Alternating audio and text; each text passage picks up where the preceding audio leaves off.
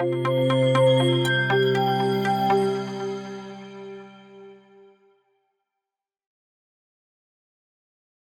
afternoon, Gavin. How are you today? Good afternoon, John. Lovely to see you. I'm very well, thank you. Excellent. Great to hear. Gavin, it's an absolute pleasure to have you participate in our CTO News Thursday vlog series. And it'll be great to learn more about your career, which is a stellar career, if you don't mind me saying, and your background in the staffing recruitment sector. And really just to understand your take on technology, where it is today, and just to share some insights that you've obviously accumulated over numerous years working, whether it be for British Airways, Impellum, and various other leading brands and organizations. Let me hand over to you, please, and please can you introduce yourself? Well, thanks for having me, John. So my name is Gavin Megnauth. Excellent. So to begin with then, Gavin, please could you talk a bit about your background, i.e., what did you study at university and how did that influence your IT career and leadership role? Well, John, very uniquely, really, I didn't go to university. I was probably the right time, right place, and I joined British Airways in their IT department. 18 years old. It was basically a very unique time. There was a shortage of graduates leaving the university system in England, and BA thought they'd risk taking on 10 people with A levels to see whether they could be programmers without that university degree. And I was very fortunately one of the 10 people that made it. So I didn't go to university up until it was not until I was about 30 that British Airways then very kindly sponsored a very luxurious MBA for me. And that was the only time that I've had sort of further education.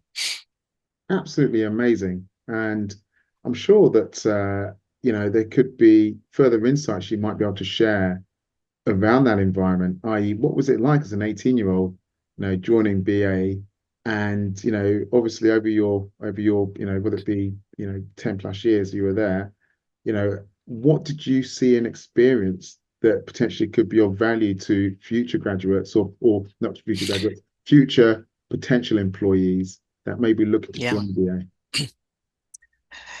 It was an incredible experience. Joining as an 18-year-old, we had the graduates who had joined writing into the company newspaper to say, why did we bother going to university for 3 years if you're going to take 18-year-old kids who haven't made that sacrifice? And we weren't quite paid a graduate salary. I remember distinctly we were paid 85% of a graduate salary, but of course we didn't have that student debt. And I think it's fair to say as 18-year-olds, we didn't have the maturity of people who'd gone through a university degree. We worked in a big corporate business. British Airways was the 32nd biggest company in England. Then it was in the FTSE, 40. There were 3,500 people in the IT department. And we were absolutely the lowest of the low. And out of the 10 of us, a lot of us were given, not myself, I hasten to add, but a lot of people were given really cruddy IT jobs, maintaining old mainframe systems from 25 years ago, the jobs that no one had ever gotten around to. It was a way of really testing our pedigree and our capability. That said, to BA's credit, they what we didn't have in terms of a university degree, they spent a ton of money giving us about 2, 3 months of both training in terms of technologies. So fast tracked our technical training that we would have got at uni, but also um, a lot of life skills, presentation skills, influencing skills training. I went on a 2-day course on how to manage disappointments. So they really supplemented that 3 years of lack of life experience with an array of training to make us ready for the workplace. Wow, absolutely amazing. Yeah. That's great to hear, and I wish that others listening to this podcast, to this vlog, should I say, may be encouraged to get onto that program and learn more about BA's environment for potentially their future progression in the industry. I mean, Excellent. you did ask a second part of the question, John, which was around how did it shape me as well? Yeah, Because what I had, were immigrant parents who were mortified that I didn't take the opportunity to go to university. I had a place at university to go and study computer science, and they obviously looked up to that British education system and really wanted me to take advantage of that. And were fearful that by not having that academic degree, I wouldn't get anywhere in life. I wouldn't get to team leader grade. That degree would be a hallmark of and that asset to get promoted through a system. And I think if anything, John, that put a fire and determination in my belly to recognize, well, if this is a deficit, I need other skills to be recognized, noticed, to progress in my career. And the final thing on that is British Airways' IT department. No one left. So it was very hard to get upward mobility in this big hierarchy because the perks were so damn good, right? Great final salary pension, free flights around the world. People really rarely left BA to go elsewhere. And so, it made it all the more challenging. I had all the more friction in terms of trying to ascend up the hierarchy. So yeah.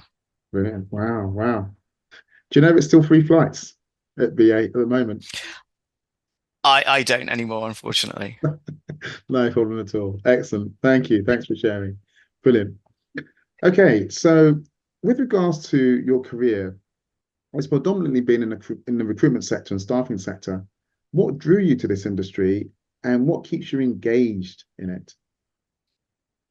So I think it was an accident, really. I spent 14 years at British Airways. I reached head of IT of the UK, but I was very much married to the job. That determination to do well really forced me to sacrifice a lot of things personally to thrive in my career, which I did. But I was living out of a suitcase. I think I was living on the Isle of Man because we bought an airline out there, and I was flying in on a company jet, in the morning to Heathrow. And I think in my final year, I probably did 150 flights. Being responsible for a lot of the IT. We're clearly a global organization. I I think I was longing a normal 9 to 5, sleeping in the same bed all week. Looking at my friends who were sort of settling down and you as glamorous as the life sounded, and it absolutely was. Flying first class everywhere. Going to like Tokyo for a party for the weekend. That's the kind of life that where I was able to live. Somewhat decadent, but I think I just wanted normality. So what I did was I just quit. I kind of had a midlife crisis in my early 30s and said, I'm going to quit and I'm going to join a charity. And so how I ended up in recruitment really is I decided I was going to give back and I joined a charity called the Shore Trust, which is a charity in England. It's a top 50 charity, and it's all about helping disabled and disadvantaged people find work. And I did that for a couple of years, but because they were a charity, I didn't think the technology that I was going to put in was necessarily going to be, fundamentally we had 1,800 recruiters that were helping people get off benefits and going back into the workplace. So being the kind of person I was, I knocked on the doors of some of the biggest staffing companies in England, the Hayes, the Randstads, the Manpowers. And I said, look, I don't compete. I just work for this charity. This is what I'm thinking about for my technology. What do you do in commercial recruitment? And John, frankly, they were years behind.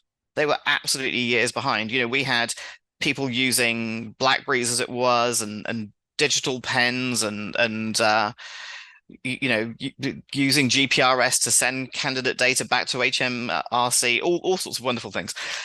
And by contrast, these big multi-billion-dollar companies were using green screen technology to run CRM, which is really what recruitment companies use. And what happened was when I saw what they were doing, Randstad, who were then the world's third biggest staffing company, recruitment company, said, "Well, do you want to come and work for us? You seem to be doing more interesting things than we are." And so that's how I've ended up in recruitment. It was by accident rather than by design. And yeah, ended up at recruit in Randstad. And you're right, I've been in staffing pretty much ever since, really. Wow. That's impressive. Impressive to learn about the charity work that you're doing or that you did back then in terms of sort of navigating that way to Randstad. And it's also impressive to understand that you spotted an opportunity in the market that wasn't really being fulfilled. So, I think it just shows that, you absolutely do have the finger on the pulse as to what's needed, even back then. And yeah, it's just impressive to learn more about that. So we're going to sort of switch to your experience with regards to tech startups, and it'd be great to learn and understand more about the opportunities and challenges that you encountered when you transitioned from corporate roles to tech startups such as One Stop Doctors. Yeah, it was quite a pivot. So I'd only worked for big, multinational, multi-billion dollar companies. And so I think it was about 2014, I took the plunge and land grabbed it was when tech startups were going crazy. There was a lot of disruption in the market. And I was seeing a lot of friends who were doing very well in the startup world. So I took quite a few opportunities. And so the challenges, I guess, it's that lack of maturity, lack of processes, and often lack of skill. But if you go into a big corporation and you're running tech on that scale, um, there's a governance and rigor and professionalism about getting things done. And I think that, the very nature of a startup is you've got to fail fast and move quickly. So that adjustment to probably sensibly cutting corners, getting that balance right of being fast paced and nimble, but at the same time, you don't want to run the risk of maybe cyber issues or taking your eye off the things that really matter. You've got to be delivering enterprise grade tech. Um, that was key and different.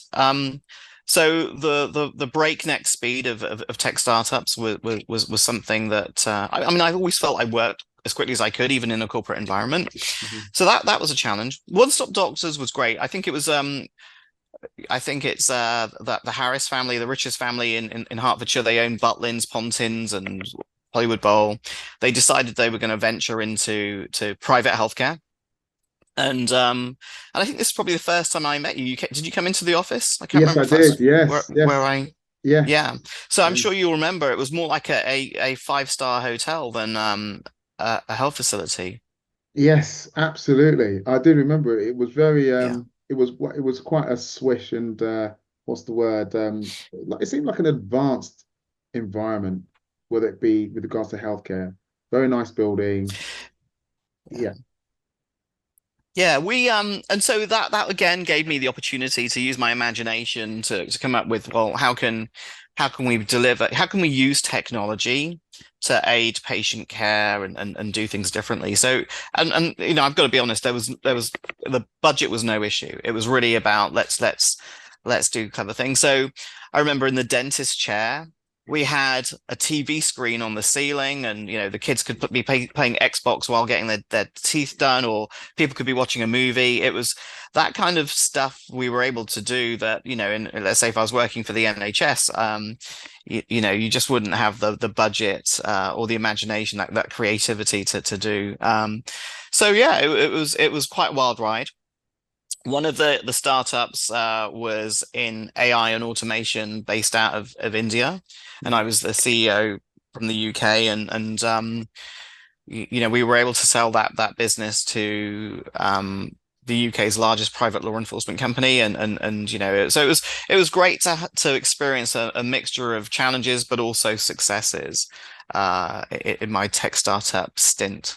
Absolutely. And this is the beauty of CTO News Thursdays because it absolutely shines a spotlight on tech leaders like yourself who are at the core of some of the innovation that's occurring, in any sector. As you just explained, it's just amazing to learn that at One Stop Doctors, you created an environment where, you incorporated technology on a, in a dentist environment for children. I mean, when I go to the dentist, I don't see anything on the screens. And the only thing I would see is like it's the X-ray machine that can save. I can say that with a screen that sort of shows you that those images from X-ray. So yeah, that's really advanced. So where do you get your inspiration from, and where do you get your part of the potential for technology? Where does that come from? For the use of I technology? just feel it's, yeah, again, part of my time at British Airways, when I was in my 20s, as I said to you, I felt I needed to be different. It's often the case that people in IT are quite reserved and have a natural introversion and are logically minded. And I felt that I from a young age wanted to use. I mean, British Airways wanted to use tech as an offensive weapon to differentiate themselves from their competitors. They decided they were going to take that stance. And so they were always first to market with things like, kiosks in airports. And I was very much a front and center of getting online check-in approved. So at the turn of the millennium, this is before smartphones, really. Mhm. The ability to print your own boarding pass on a piece of paper to reduce the queues at check-in desks, which are very expensive real estate at an airport, was something that I was involved in. So I think BA very much then um, created a culture that supported innovation, that supported crazy ideas.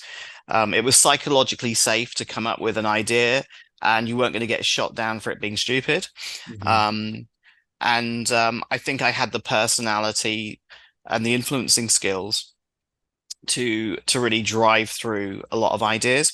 One of the things that British Airways did was they like I mentioned, they paid for me to do this incredible MBA, which wasn't just about me being able to go around the world to the best of breed universities to get education, but they also really smartly recognize that there's no point in us having that great toolkit academically if we can't bring that learning back into the workplace and influence change.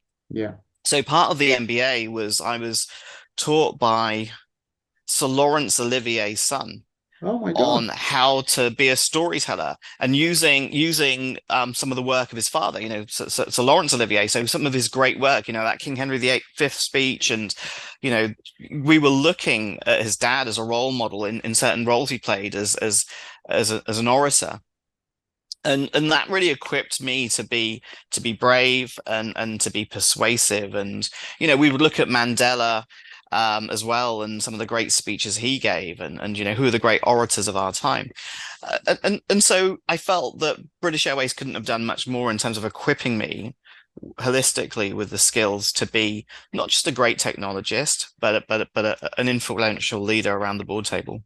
Absolutely amazes me. Whenever I speak with you, I get to learn about, various experiences that you've had in your career. And it's just great to know about the scenario that you actually were taught by Laurence Olivier's son with regards to speech therapy. In fact, the school that I went to, I did a bit of speech therapy in my earlier years, at the age of between 6 and 13.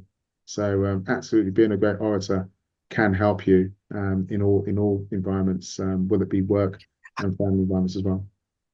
I Absolutely. think it's a real challenge for CIOs, right? I think historically there's been a big debate. Should CIOs be on the board? Are they going to talk about upgrading switches, or are they going to be able to hold their own around business leaders? So I think we've often been the poor relation. And but I think that it's so important for businesses to support the CIO now. Technology is disrupting the world. We're moving towards companies that are much more tech first. Yeah. And I think if you don't have, companies that don't have a CIO that have the art of storytelling and can understand how tech can commercially change the business rather than just keep the lights on, Yeah. they're going to be somewhat on the back foot. Absolutely. Absolutely true. Very, very true. Okay. Brilliant. So, with regards to your personal life, I know that you're based in Fort Lauderdale. What activities and hobbies do you enjoy doing in your spare time? Are you much of a surfer? Do you like going to the beach? Are you? Yeah. So look, I've just moved here, John, and I'm only 6 weeks in, Right. so I'm still trying to orientate myself and figure out where everything is. And when you start a new job, you want to give it 120% to hit the ground running and get on top of things. So, Sure. so there hasn't been much opportunity as yet, but it's definitely in the plan with summer now well under the way. checking out the beach, checking out the wildlife. There's alligators pretty much everywhere, and Floridians Wow. seem to take it for granted. I don't Right. know if you've seen on YouTube, alligators in the car park of the shopping centers, and yeah, I'm literally on the edge of the Everglades, so that's something I'm getting used to. Yeah, yeah, yeah, absolutely. I mean, I have seen some experiences that individuals are sharing on YouTube and on Google of alligators, but I didn't know it was like literally seeing foxes, as you might, be familiar with in the UK everywhere you Yeah, go. So, okay, it is very much like that. right, right, right. Okay, brilliant.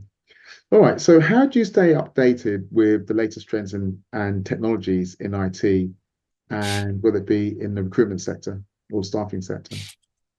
Yeah, I think there's a few vehicles for that. I have a couple of CIO peer groups that meet monthly, where they're well facilitated, and we're all sharing, what's new. Has anyone checked out this? It's a safe space. We don't generally get vendors in at all. So that's one. There are some really good conferences here in America. There's some great like 2, 3 day conferences Yeah. to do with technology, some CIO conferences and actually healthcare tech conferences, believe it or not. So it's really important that both myself and my team get to spend time there. We can't remain current and on the bleeding edge of knowing what's going on and get potentially first mover advantage of what some of this tech can deliver if we're not out and about. So only this week I've just signed off a couple of staff to go to Dreamforce, which is Salesforce's obviously massive Mhm. event in San Francisco later this year. So yeah, it's those are probably the main ways I stay in touch.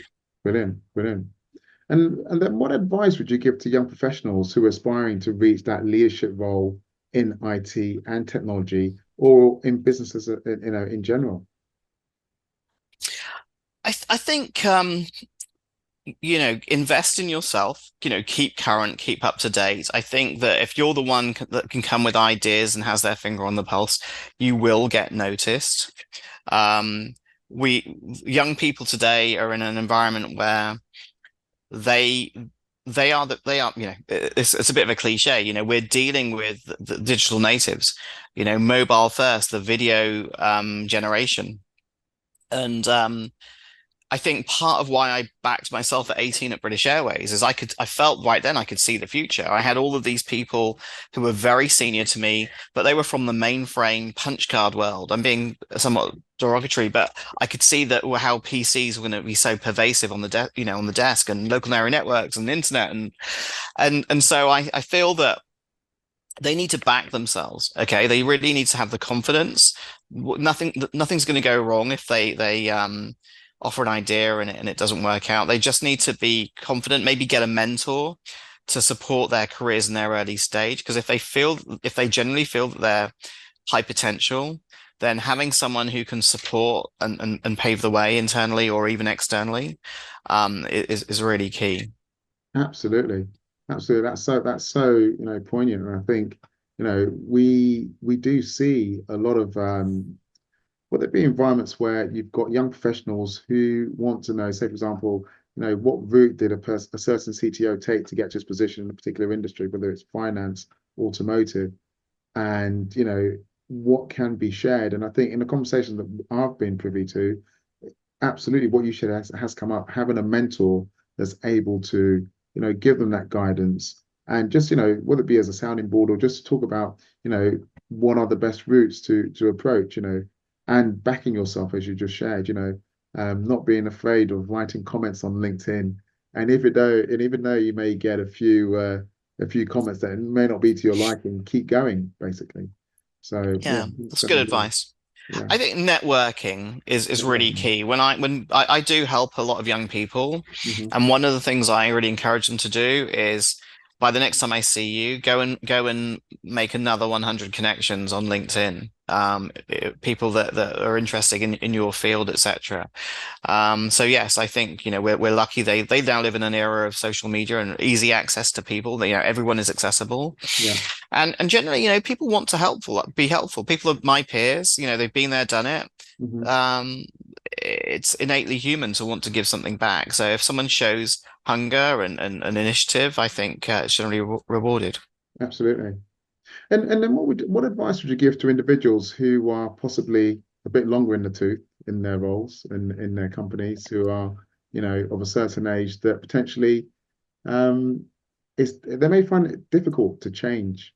They may find it difficult to change into, work in a certain way purely because they're used to, so say for example in the construction sector, you may have individuals who've been there for a number of years, they're used to a way of working and they're not necessarily willing to change. Would you then, obviously you can share your thoughts with regards to that individual or those types of individuals, but what advice could you also share about the culture of the organization who is trying to introduce those changes to meet the needs of I want to say an aging population, an aging workforce, but a workforce that possibly may not be adaptive to the new ways that technology is being introduced into the business. So, I mean, John, I would say that from my experience, the very nature of being in IT is every 2 years something new is coming out. So Yeah. it's not the norm that I find CIOs potentially struggling with that. It's often the end users. It's often the customers of our technology that they've always done it this way. They're not up for the disruption. They're not up for the change. So, Mhm. so that's often where the challenge is, and that's why the onus is on us to be good influencers. Mhm. I think change is the norm in tech, and that's not to say that there aren't CIOs that will be wedded to a certain way of doing something. Mhm. The terminology we talk about is cognitive inertia, when a CIO might have done something that's worked for them for let's say their 5 years of the career, and they keep going back to it rather than adapting. That who moved my cheese moment. Yeah. I mean, that's a great little book in itself. I which I've handed out to people who I felt might be a little bit stuck in their ways, be it IT departments I've moved into, where Mhm. I've bought the whole team that book Oh, because they've amazing. always done things a certain way. Mhm. Um, so so yeah, I feel that it's one of the things I'm if it's IT people who are stuck in this is how it's they've always done things. I often get them to do 2 days of working with their customers, actually doing the job of their end users, for them to try and put them in the shoes of the pain of the people that are using their systems. Yeah. It's a horses for courses approach, based on who we're t talking about here, Yeah. Yeah. Yeah. versus not. But change is inevitable. The pace of change is huge. We're in this world of AI now, where it's being so disruptive, and Yeah. it's going to be an unfortunate truth that if people don't adapt, they risk being obsolete. There's a big saying in our industry that AI won't get rid of your job, but people who have mastered AI, they're the ones that will get rid of your job. So it's key that we're IT and end users are really embracing the revolution that's going on right now. Absolutely, absolutely. And that's to be seen. I mean, that is I've had conversations with a number of technology leaders in various industry. One particular industry, the CTO was explaining to me that, they are selling vehicles, not necessarily based on the brand of the vehicle, but they're selling vehicles in the UK based on the color of the vehicle. And Wow. one would suggest, oh, it's social sort of demographics, and the chap said no, it was based on wealth. Apparently, grey, darker vehicles tend to sell more in the north of England, and in the south of England, it tends to be the brighter colours, the greens, the reds, the yellows. They tend to do well. So, and that's all comes down to data. And now one would never have thought that, And it's yeah. fascinating. Have they looked in the why? Well, what is the rationale behind that? It's The north-south divide there. Well, potentially, and potentially, yes, there is that potential North-South divide, and it just comes down to also just a bit of socioeconomic demographics in terms of just guys and people in the north of England, they just tend to like grayer vehicles for whatever reason, you know Wow. or grayer, darker, and once again, it's based on wealth as well. So there is that wealth factor that does come into play, and it could be said that it just comes down to wealth. The wealthier the vehicle, the more colours, the more the fancier they are. But I wouldn't say the less Wow. wealthier, but those who possibly aren't as affluent of those wealthy individuals would want just your steady Eddie, grey, dark vehicles, of whatever brand. Wow. So this helps them to stock the Fascinating. vehicles across the UK based on demand. So yeah, Fascinating. yeah, absolutely, absolutely. Cool. Okay, so this really does bring us to the end of our CTO News Thursday vlog episode with you, Gavin. And I think, one could have, I just wish we had more time. That's the first thing to say. But I think you're so fascinating and you've got such a wealth of information. Could we possibly, at some stage in the future, organise a second CTN News Thursday vlog series episode with you, where you have potentially been, in your role for, a good year, for example, and let's understand how you transitioned that environment and, all the great and wonderful things that you hopefully would have landed between now and then. How does that sound? I'd be delighted to, John. Brilliant, brilliant. Excellent. Gavin, it's been an absolute pleasure speaking with you this afternoon, learning more about your background, learning more about the charity work that you've done, learning more about how you've navigated your way as an 18-year-old through BA to now, whether it be you was at Randstad, and obviously now I think it's just fascinating. There's just no words that can share my enthusiasm to learn more about yourself and your career. And I just hope I get another opportunity to speak with you just to understand where you are in future, and surely the innovations that you brought to the sector and in your organization. Please, can I hand over to you, please, to have the final words? Well, John, it's been an absolute delight spending time with you today. So thank you for inviting me on your podcast. I hope you wishing you a wonderful summer. Hope you get more than 2 weeks in England. And yeah, look forward to speaking again. Brilliant. Thank you.